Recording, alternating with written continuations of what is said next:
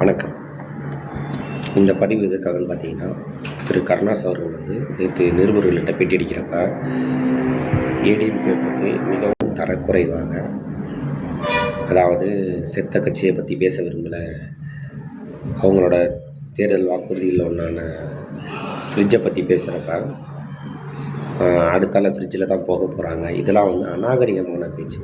ஏன்னா கருணாஸ் அவர்கள் கட்சி தொடங்கி அவர் எம்எல்ஏ கேண்டிடேட்டாக நிற்கிறப்ப அவருக்கு முதல்ல அவர் யாரை எதிர்பார்த்து நின்னார் அப்படின்னா, முக்குளத்து சமுதாய மக்களையும் மற்றும் ஏடிஎம்கேயோட ஆதரவுலையும் தான் அவர் சிட்டிங் கேண்டிடேட் எம்எல்ஏவாக ஜெயித்தார்.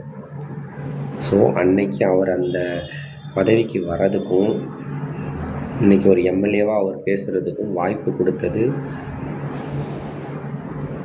ஜெயலலிதா அம்மா அவர்கள் தான். ஸோ ஏடிஎம்கே மூலமாக வளர்ந்துட்டு ஏடிஎம்கேவே தரக்குறைவாக பேசுகிற நீங்கள் இன்றைக்கி டிஎம்கே சைடில் இருக்கிறீங்க. ஸோ ஏடிஎம்கே பேசுகிறீங்க. நாளைக்கு வேறு கட்சிக்கு போனால் அன்றைக்கி டிஎம்கேவும் பேசுவீங்களா சார்? கட்சி மாறுறது அது ஒரு இயல்பு, அது அவங்களோட தனிப்பட்ட விஷயம். ஆனால் ஒரு கட்சியிலேருந்து இன்னொரு கட்சிக்கு போனோடனே இந்த கட்சியை திட்டுறது, அப்போ நாளைக்கு இன்னொரு கட்சிக்கு போயில அந்த கட்சி நீங்கள் தரக்குறைவாக தானே பேசுவீங்க. வரைமுறையோடு பேசணும் சார்.